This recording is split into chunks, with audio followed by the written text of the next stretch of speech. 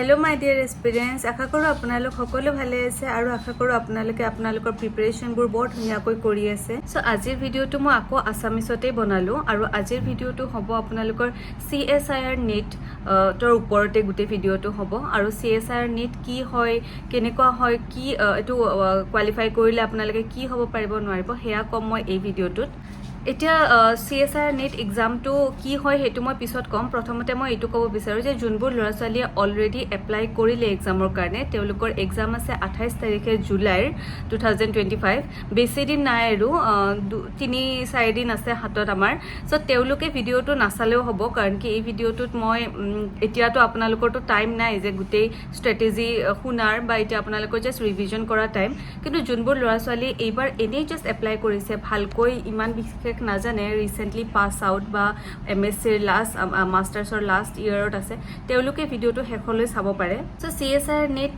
actually হয় আপোনাৰ যেটো UGC নেট থাকে আমাৰ আৰ্টছ বা কমাৰ্চৰ লৰাছালিবোৰৰ কাৰণে হেতুৱে সায়েন্সৰ কাৰণে CSIR নেট বুলি কয়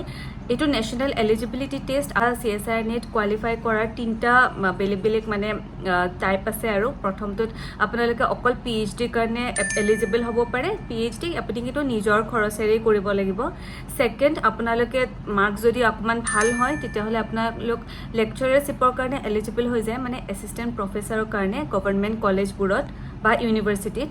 আৰু থাৰ্ডটো হৈছে আপোনালোকে যদি CSIR নেট JRF পায় তেতিয়াহলে অটোমেটিক্যালি আপোনালোক PhD কাৰণেটো এলিজিবল হ'বই লেকচাৰাৰশিপৰ কাৰণেও এলিজিবল হ'ব লগতে আপোনালোকে PhD যেতিয়া আপোনালোকে কৰিব গভৰ্নমেন্টৰ পৰা আপোনালোকে ফান্ড পাব সো এটা এক্সাম আৰু তিনিটা বেলেগ ইয়াৰে আপোনালোকৰ এডভান্টেজ আছে আৰু সো এটলিষ্ট আপোনালোকে তো মিনিমাম কোৱালিফাইং মাৰ্কসটো পাব লাগিব যাতে আপোনালোকে PhD এনৰোল কৰিব পাৰে ডাইৰেক্টলি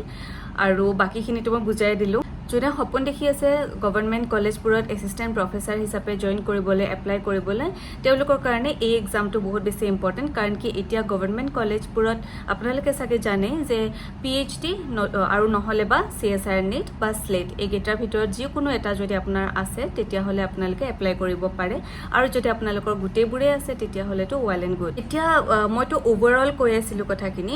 সাবজেক্ট ওয়াইজ বেলেগ হয় CSIR নেটত আপোনালোকৰ আৰ্টছৰ কোনো সাবজেক্ট নাপায় অবভিয়াছলি এটো সায়েন্সৰে হয় কমপ্লিটলি ইয়াত আপোনাৰ লাইফ সায়েন্স থাকিব আৰু লাইফ সায়েন্সৰ আন্ডাৰতে আপোনাৰ botany zoology বায়োকেমিষ্ট্ৰি microbiology biology related যিমানবোৰ সাবজেক্ট আছে সব লাইফ সায়েন্সৰ আন্ডাৰতে পৰি যায় তাৰ পাছত আপোনালোকৰ আৰ্টছ সায়েন্স বুলি এটা সাবজেক্ট আছে যত এনভায়ৰনমেন্টাল সায়েন্স টাইপৰ হয়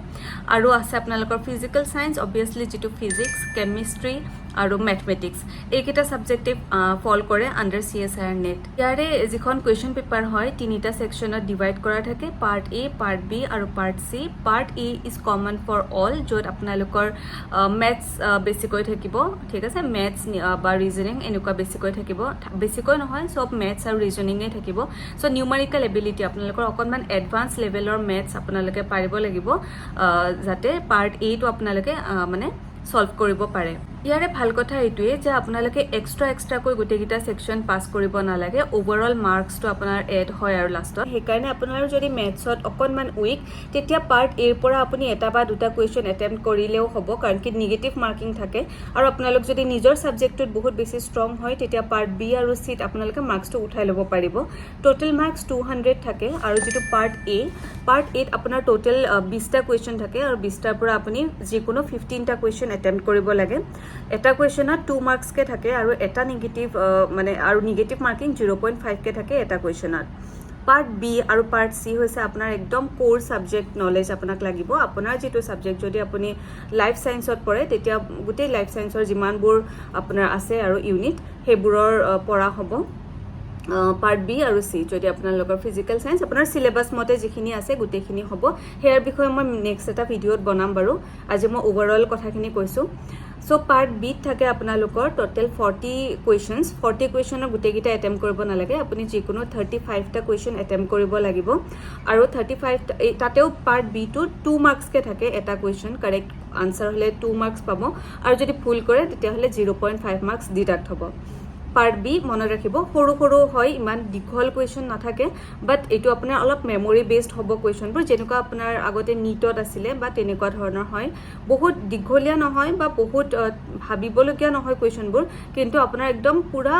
মানে 2D পইণ্ট নলেজ আপোনাক লাগিব পাৰ্ট বিৰ কুৱেশ্যনবিলাক সলভ কৰিবৰ কাৰণে কাৰণ কি ডাইৰেক্ট অপশ্যন থাকিব আৰু অপশ্যন এনেইতো গোটেই পেপাৰখন বাৰু MCQয়ে থাকে কিন্তু পাৰ্ট চিটো কিয় বেলেগ মই কৈ আছোঁ পাৰ্ট চিত আপোনাৰ কনচেপ্টটো ভাল হ'ব লাগিব মেমৰাইজ কৰি আপুনি পাৰ্ট চি ক্লিয়াৰ কৰিব নোৱাৰে এগেইন পাৰ্ট চিও আপোনাৰ নিজৰ ছাবজেক্টৰ ওপৰত হ'ব কিন্তু পাৰ্ট চিৰ কুৱেশ্যনবোৰ বহুত বেছি দীঘল হয় আপোনাৰ কুৱেশ্যন ৰিড কৰাৰ এটা ভাল প্ৰেক্টিচ থাকিব লাগিব এটা পেৰেগ্ৰাফৰ নিচিনা হয় কুৱেশ্যনবোৰ আৰু জেনেৰেলি পাৰ্ট চিত আপোনাৰ এক্সপেৰিমেণ্ট বেছড কুৱেশ্যনবোৰ থাকে পাৰ্ট চিৰ কাৰণে আপোনাৰ যদি যিকোনো টপিক এটাৰ পুৰা মানে ভালকৈ কনচেপ্ট ক্লিয়াৰ আছে আপুনি তেতিয়া সলভ কৰিব পাৰিব একো কথা মনত ৰাখিব দৰকাৰ নাই আপুনি জাষ্ট এক্সপেৰিমেণ্টটো পঢ়ি চাব লাগিব আৰু সেইটোৰ ওপৰত মানে ডিপেণ্ড কৰি আপোনাৰ এনচাৰটো হ'ব তেনেকুৱা ধৰণৰ হয় পাৰ্ট চিৰ কুৱেশ্যনবোৰ দীঘল হয় আৰু কমপ্লিট আপোনাৰ কনচেপ্ট বেছড হয় সেইটো আৰু পাৰ্ট চিত আপোনাৰ এটা মানে কাৰেক্ট আনচাৰত আপুনি 4 মাৰ্কছ পাব আৰু যদি ভুল হয় তেতিয়া 1 মাৰ্কছ ডিডাক্ট হ'ব মানে নিগেটিভ মাৰ্কিং 1 থাকে একৈ যদি আমি কাউণ্ট কৰোঁ টোটেল মাৰ্কছ আমাৰ 200 হয় 200 মাৰ্কছ আপোনাৰ টোটেল মাৰ্কছ আৰু ইয়াৰে ৰিজাল্ট আপোনাৰ পাৰ্চেণ্টাইলত দিয়ে তথাপিও আপুনি নিজে কাউণ্ট কৰি নিজৰ মাৰ্কছটো উলিয়াব পাৰে আনচাৰ কি দি দিয়ে দুদিন পিছতেই আহি যায় আনচাৰ কি ৰেছপন্স শ্বীট চব আহি যায় চব আপুনি চাই ল'ব পাৰে CSIR ৱেবছাইটটোতেই সো এতিয়াতো বাৰু এই যেটো আপোনাৰ জুলাইৰ যেটো এক্সাম হ'ব হেতুটো হৈ মানে বছৰ দুবাৰকে হয় এটা নৰমালি জুন বুলি কয় এটা ডিসেম্বৰ বুলি কয় কিন্তু কিবা কিবি খেলিমেলি থাকিলে কেতিয়াবা এমাহ দুমাহ ইফাল হৈ যাব পাৰে যেনে লকডাউনত হৈছিল বা এতিয়াও অকনমান জুনৰ জায়গাত জুলাইত হৈ আছে ডিসেম্বৰ জায়গাত জানুৱাৰীত হৈ আছে বাট ষ্টিল ছমাহৰ মুৰে মুৰে এই এক্সামটো হয় এতিয়া আপোনালোকৰ জনে জনেটো এবাৰ মানে এপ্লাই কৰিলে এডমিট চাগে আহি গ'ল বা আহিব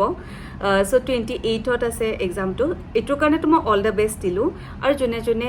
নেক্সট এটেম্প্ট ডিসেম্বৰৰ কাৰণে বা নেক্সট ইয়াৰৰ কাৰণে ভাবি আছে তেওঁলোকে ভালকে প্ৰিপাৰেচন ষ্টাৰ্ট কৰক মই কোচিংও প্ৰভাইড কৰোঁ নীট আৰু স্লেটৰ যদি বিচাৰে মোৰ তাত কোচিংও ল'ব পাৰে যেটো নম্বৰ দিয়া আছে তাতে কন্টেক্ট কৰিব আৰু নহয়তো বা কমেন্ট কৰিব আজি ভিডিওটো ইমানেই ৰাখিলো মই গোটেইবোৰ সাবজেক্টৰে গোটেইখিনি ওভাৰঅল কথা ক'লো কিন্তু মই মেইনলি লাইফ সায়েন্সৰ কোচিং দিও সো মই লাইফ সায়েন্সৰ ওপৰত যদি আপোনালোকক এক্সট্ৰাকৈ ভিডিও লাগে হিন্দী ইংলিশতো বনোৱা আছে অসমীয়াটো মই বনাই দিম লাইফ সায়েন্সৰ ওপৰত এটা ভিডিও কিন্তু এতিয়া এক্সামটো বাৰু দি লওক ধুনিয়াকৈ আৰু এক্সামটো দিয়াৰ পিছত কমেন্ট কৰিব আপোনালোকৰ কেনেকুৱা হ'ল কোড কি ডাউট থাকিলে গোটেইখিনি ক'ব all the best from my side আৰু please subscribe to my channel যদি ভাল পাইছে ইনফৰমেশনখিনি আৰু ফ্ৰেন্ডবিলাককো শ্বেয়াৰ কৰিব বাই